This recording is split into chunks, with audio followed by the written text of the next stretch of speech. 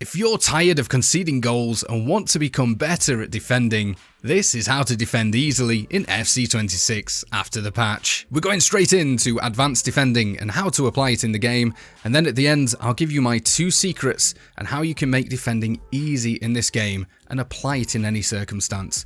Let's dive in. We firstly need to make a quick change to your game settings. Go to the defensive section and change to advanced defending. Now let's cover the fundamental buttons of advanced defending.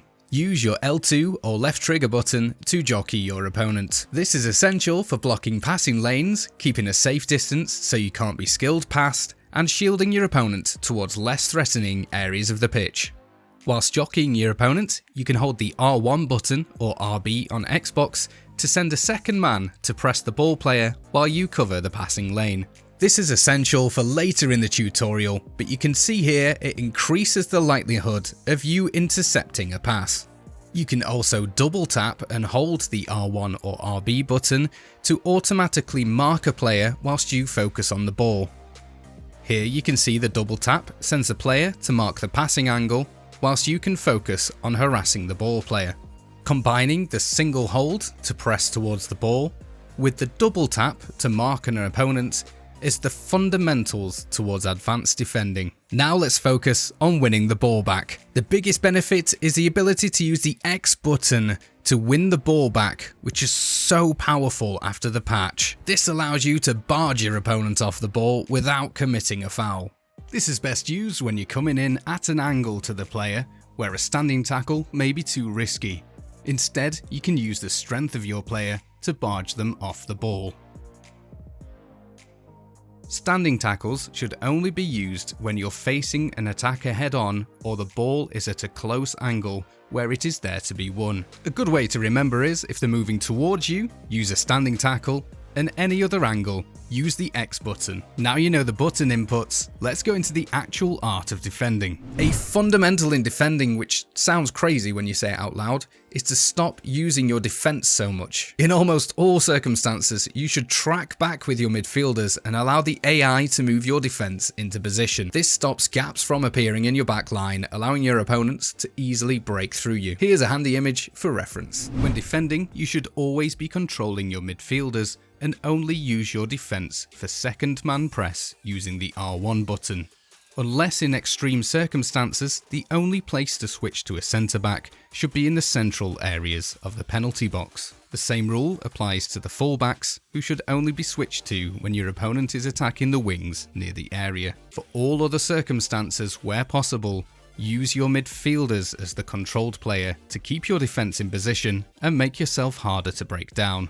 Now to put it in practice in live game examples, and here's my advice to bring it all together. Follow these 3 pillars religiously and it will dramatically improve your ability to defend in FC26. Delay, contain, regain. Delay your opponent's attack by blocking passing lanes, contain them in non-threatening areas while your defense gets into position, and only then can you work towards regaining possession through tackles, interceptions, and forcing mistakes. Here's how it looks in slow motion.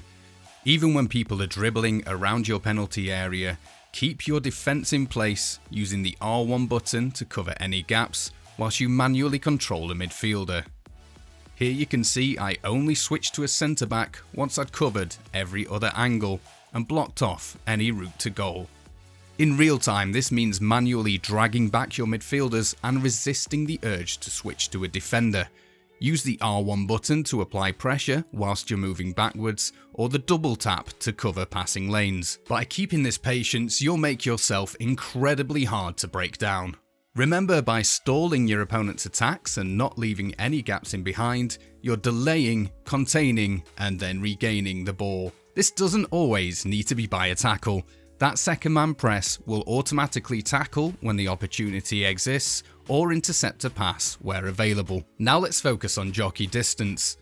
Keeping a distance from the player with the ball means you're harder to skill past and you're leaving no gaps in behind. Always cover the centre and show your opponents to the outside. By maintaining distance, you give the false perception that they have more space than they do, which you can quickly close down. Now let's touch on opponents that like to keep possession and try to lure you into pressing them.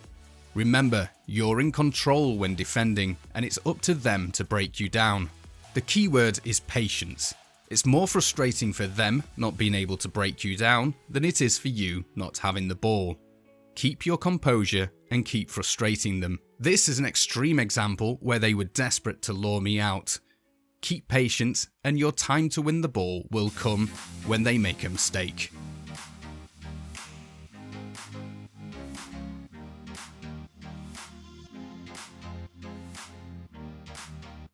Ha! Gotcha! The same is true when your opponent has the ball in their own half. Instead of immediately rushing to press them, cover the passing angles and block their routes to build up the pitch. Here you can see all passing angles are now covered nearby, and it forces a higher risk pass up the field, and this is where you can turn over possession. Some people will try to use the wings to lure you out. Remember, you want to keep covering the central areas and keep it tight and compact. Using that jockey distance to give them no space, you will eventually force an error. Of course, your defense won't always be there to help you. Sometimes you'll get caught on a counterattack. Remember the 3 points: delay, contain, regain. An incorrect player switch left me desperately short at the back, so I had to delay the attack, contain them on the outside by covering passing angles, and leaving them no choice but to dribble and attempt a shot, which is where I regain possession. Remember, it's not always about tackling the ball player, it's about slowing down the attack.